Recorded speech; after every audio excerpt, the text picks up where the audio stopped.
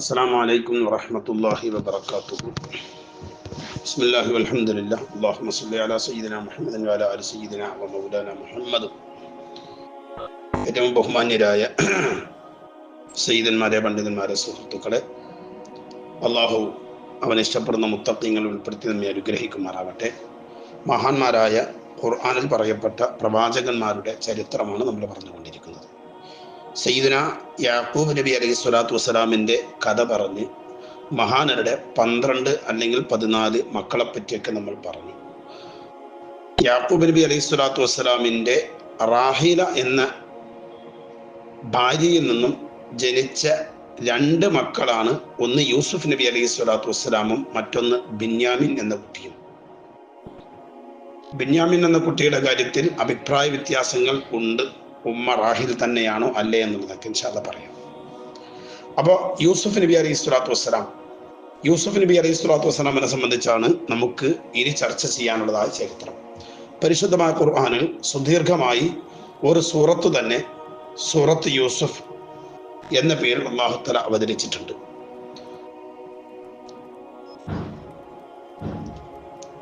യൂസുഫ് നബി അലൈഹി സ്വലാത്തു വസ്സലാമിൻ്റെ ജീവിതത്തിലെ ഏകദേശം തുടക്കം മുതൽ യൂസുഫ് നബിയുടെ ജീവിതത്തെ പരാമർശിച്ചിട്ടുണ്ട് ഖുർആൻ. ഇൻഷാ അല്ലാഹ് വളരെ വിശദമായിട്ടൊന്നും പറഞ്ഞിട്ടില്ല എങ്കിലും പരമാവധി കഴിയാവുന്ന അത്ര പറയാമെന്നുള്ളതാണ്. ഒറ്റ ക്ലാസ്സിൽ തീരില്ല. തുടർന്നുള്ളതായ ക്ലാസ്സുകൾ നമുക്ക് തുടർന്നും കേൾക്കാം. അള്ളാഹു തൗഫീഖ് നൽകി അനുഗ്രഹിക്കുമാറാവട്ടെ. യൂസുഫ് നബി അലൈഹി സ്വലാത്തു വസ്സലാമിൻ്റെ ഉപ്പ യാക്കൂബ് നബി അലൈഹി സ്വലാത്തു വസ്സലാം, ഉമ്മ റാഹീല ബീവി റളിയല്ലാഹു തആല അൻഹ, മഹദി റാഹീല.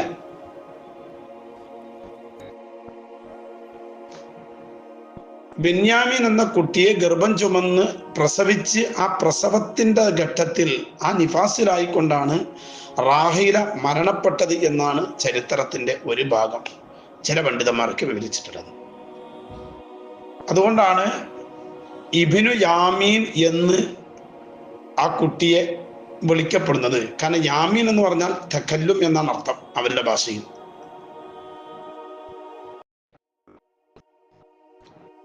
ഇവിടെ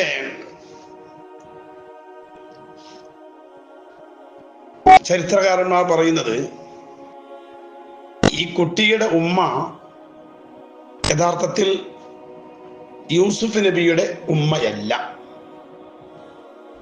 റാഹീല ആണ്. അതല്ല, റാഹീലയല്ല. ഏതായാലും കുട്ടിയെ പ്രസവിച്ചതായ ഉമ്മ അത് കുട്ടിയുടെ മാതൃ സഹോദരിയായിരുന്നു, ഖാലത്ത് ആയിരുന്നു. ഖാലത്തിനക്ക് ഉമ്മ എന്ന് പറയപ്പെടുന്നത് അറബികളിൽ സാധാരണ നിലവിലുള്ളതാണ്.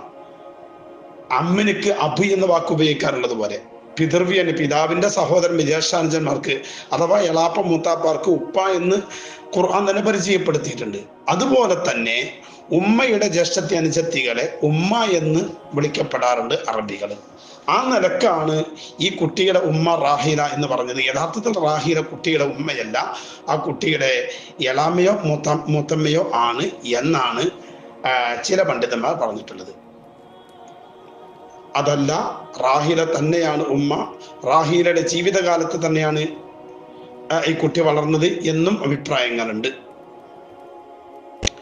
ഏതായാലും യൂസുഫ് നബി അലൈഹി സ്വലാത്തു വസ്സലാമിനെ സംബന്ധിച്ചാണ് നമുക്ക് പറയാനുള്ളത്. യൂസുഫ് നബി അലൈഹി സ്വലാത്തു വസ്സലാം തൻ്റെ സഹോദരന്മാരുടെ കൂട്ടത്തിൽ വെച്ച് ഏറ്റവും വലിയ സൗന്ദര്യമുള്ള ആളായിരുന്നു.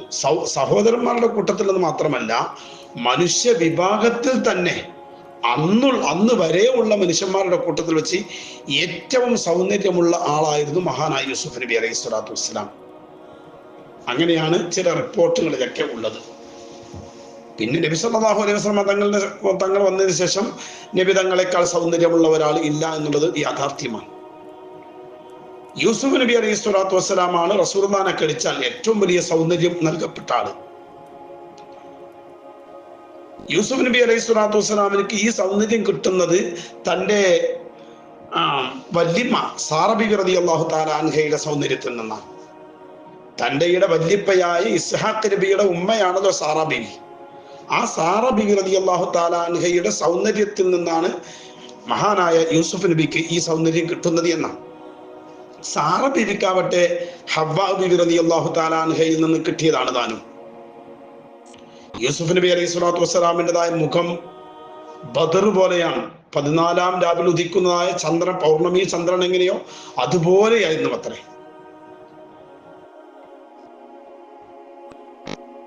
അവിടുത്തെ 2 കണ്ണുകൾക്കിടയിൽ ഒരു നക്ഷത്രം തിളങ്ങി പ്രകാശിക്കുന്നതായ ഒരു നക്ഷത്രമുള്ളത് പോലെ തോന്നും.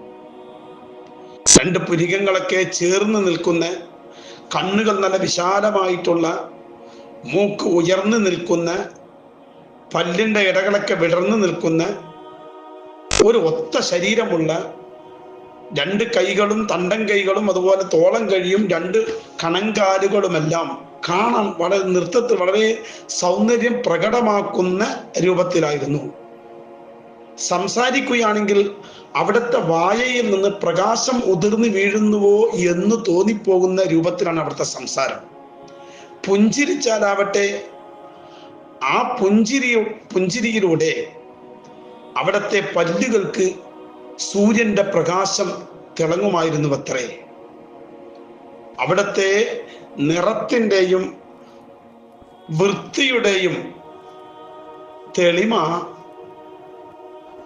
തെളിമയെ പറ്റി പറയപ്പെടുന്നത് അദ്ദേഹം പച്ചക്കറികൾ ഭക്ഷിച്ചാൽ അത് അദ്ദേഹത്തിന്റെ മുതുകിൽ, അത് പെരടിയിൽ വ്യക്തമായി തിളങ്ങി കാണുമത്രേ. അത്രത്തോളം പച്ചക്കറി തിന്നാൽ എന്താവും, അത് തിന്ന പച്ചക്കറികളുടേതായ ആ നിറം പുറത്തേക്ക് കാണുന്ന രൂപത്തിലായിരുന്നു. വർണ്ണനയുടെ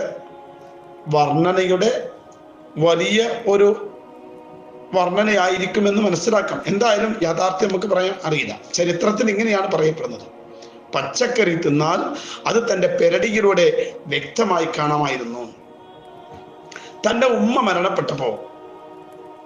മരണപ്പെടുന്നത് 2-ാമത്തെ വയസ്സിലാണ് എന്നും അഭിപ്രായമുണ്ട്.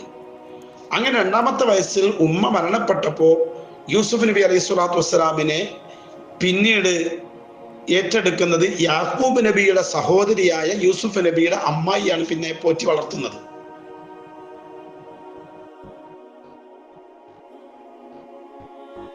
ബെന്യാമീൻ എന്ന കുട്ടി ജനിച്ചപ്പോഴും യാക്കൂബ് നബി അലൈഹി സ്വലാത്തു വസ്സലാമിന്റെ സഹോദരി അഥവാ ഇസ്ഹാഖ് നബി അലൈഹി സ്വലാത്തു വസ്സലാമിന്റെ മൂത്ത മകൾ, ഇസ്ഹാഖ് നബിയുടെ മക്കളെ കൂട്ടത്തിൽ മൂത്ത ആളാണ് യാക്കൂബ് നബിയുടെ ഈ സഹോദരി അഥവാ യൂസുഫ് അലൈഹി സ്വലാത്തു വസ്സലാമിനെ പോറ്റി വളർത്തിയ സഹോദരി. ഒരഭിപ്രായമാണ്. മറ്റൊരഭിപ്രായം അല്ല,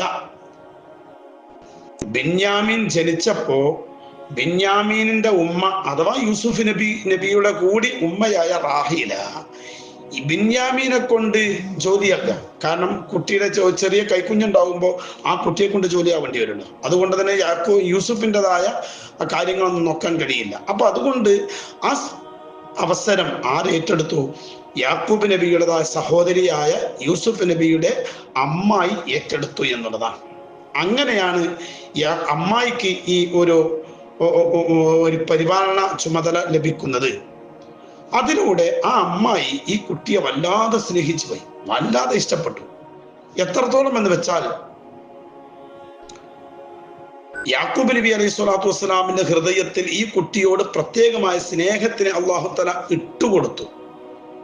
പ്രത്യേകമായ സ്നേഹത്തിന് ഇട്ടുകൊടുത്തു എന്ന് പറഞ്ഞാൽ യൂസുഫ് ഇല്ലാതെ കൊണ്ട് ജീവിക്കാൻ പറ്റൂല, യൂസുഫിനെ കാണാതിരിക്കാൻ പറ്റൂല. അത്രത്തോളം സ്നേഹമായിരുന്നു യാക്കൂബ് നബിക്ക്. അപ്പൊ ഒരിക്കൽ തന്റെ സഹോദരിയോട് യാക്കൂബ് നബി പറഞ്ഞു, അസ്ലിമി ഇലയ്യ യൂസുഫിനെ എന്നെ ഏൽപ്പിച്ചേക്കാണ്. അപ്പോ സഹോദരി അത് വിസമ്മതിച്ചു. ഇല്ല, കഴിയില്ല, ഞാൻ ഏൽപ്പിക്കൂല. കാരണം ആ കുട്ടിനെ 1 മണിക്കൂർ പോലും കുട്ടിനെ കാണാതിരിക്കാൻ എനിക്ക് പറ്റൂല. അപ്പൊ എത്രത്തോളമാണ് പിതാവിനുള്ള സ്നേഹം നമുക്ക് ഊഹിക്കാൻ മനസ്സിലാക്കാം. പക്ഷെ അമ്മായിക്കുള്ള സ്നേഹം എത്രത്തോളം വലുതാണ്, അതിനെ പറ്റിയാണ് ഈ പറഞ്ഞത്. അമ്മായിക്കുള്ള സ്നേഹം അത്രയും വലുതായിരുന്നു. യാക്കൂബ് നബി അലൈഹി സ്വലാത്തു വസ്സലാം അപ്പൊ പറഞ്ഞത് വലസ്തുബി താരിഖിഹി ഇൻദകി, ആ കുട്ടിയെ എൻ്റെ അടുത്ത് ഇപ്പോൾ ഇട്ടേച്ച് തരുന്നെന്ന് വിചാരിക്കുന്നു മാണ്ടട്ടോ, അത് എനിക്ക് തന്നൊന്നും വിചാരിക്കണ്ട. അപ്പോ തൻ്റെ സഹോദരി പറഞ്ഞത്, എന്നാ കുറച്ച് ദിവസമെങ്കിലും എൻ്റെ അടുത്ത് ഉണ്ടാവണം കുട്ടി, കാരണം എനിക്കൊരു ശാന്തിയും സമാധാനവും ഒക്കെ കിട്ടിയെങ്കിൽ ആ കുട്ടിൻ്റെ അടുത്ത് വേണം എന്നാണ്. അപ്പൊ അത്രത്തോളം കൂടുതലായിട്ട് അമ്മായി തന്നെ സ്നേഹിച്ചിരുന്നു, യാക്കൂബ് നബിയുടെ സഹോദരി തന്നെ സ്നേഹിച്ചിരുന്നു എന്ന് മനസ്സിലാക്കാൻ പറ്റും. യാക്കൂബ് നബി യൂസുഫ് നബി അലൈഹി സ്വലാത്തു വസ്സലാമിലേക്ക് വന്ന ബലാഉകളിൽ ഒന്നാമത്തെ ബലാ തൻ്റെ അമ്മായി തന്നെ വല്ലാതെ സ്നേഹിച്ചു എന്നുള്ളത് തന്നെയാണ് അത്രേ. ഇസ്ഹാഖ് നബി അലൈഹി സ്വലാത്തു വസ്സലാമിൻ്റെതായ മക്കളെ കൂട്ടത്തിൽ ഏറ്റവും മുതിർന്നവരാണ് യാക്കൂബ് നബിയുടെ ഈ സഹോദരി, യൂസുഫ് നബിയെ പോറ്റി വളർത്തിയ സഹോദരി. ആ സഹോദരിയുടെ അടുക്കലാണ്, അഥവാ ആ അമ്മായിയുടെ അടുക്കലാണ് ഈ കുട്ടി മിക്കപ്പോഴും ഉണ്ടാകുന്നത്. ഇബ്രാഹിം നബി അലൈഹി സ്വലാത്തു വസ്സലാമിൽ നിന്നും അനന്തരമായി ഇസ്ഹാഖ് നബി അലൈഹി സ്വലാത്തു വസ്സലാമിലേക്ക് കിട്ടിയതായ ആ ഒരു സംസാര ശേഷി, സംസാര ശൈലി, ആ ഭാഷാശുദ്ധി, അതൊക്കെ ഈ ഉമ്മാക്ക് അഥവാ ഈ അമ്മായിക്ക് എന്തായിരുന്നു അനന്തരമായി ലഭിച്ചിരുന്നു എന്നുള്ളതാണ്.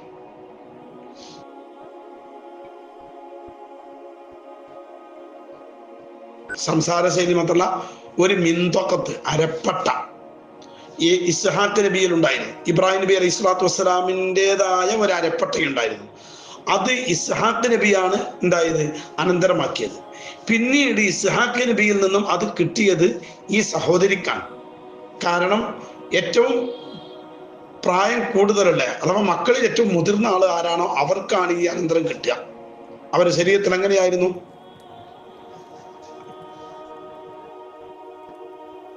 ഏതായാലും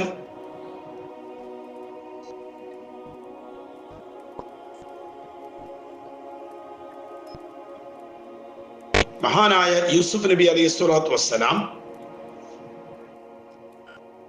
വളർന്നു വരുന്നത്, തന്നെ പരിപാലിക്കപ്പെടുന്നത് യാക്കൂബ് നബിയുടെ സഹോദരിയായ യൂസുഫ് നബിയുടെ അമ്മായിയുടെ അടുത്താണ് എന്ന് ഇതിൽ നിന്ന് നമുക്ക് മനസ്സിലാക്കാവുന്നതാണ്. ഇൻഷാ അല്ലാഹ് ബാക്കി ഭാഗം അടുത്ത ക്ലാസ്സിൽ ഇൻഷാ അല്ലാഹ് അവതരിപ്പിക്കുന്നതാണ്. യൂസുഫ് നബി അലൈഹി സ്വലാത്തു വസ്സലാമിന്റെ ചരിത്രത്തിലേക്ക് നമ്മൾ ഇങ്ങനെ വരുന്നേ ഉള്ളൂ. തുടർന്നുള്ള ക്ലാസ്സുകളിൽ ഇൻഷാ അല്ലാഹ് ബാക്കിയുള്ള ഭാഗം നമുക്ക് തുടർന്ന് പറയാം. അള്ളാഹു പറഞ്ഞതും കേട്ടത് സ്വാലിഹായ അമലായി അള്ളാഹു തആല ഖബൂലാക്കുമാറാവട്ടെ. അസ്സലാമു അലൈക്കും വറഹ്മത്തുള്ളാഹി വബറകാതുഹു.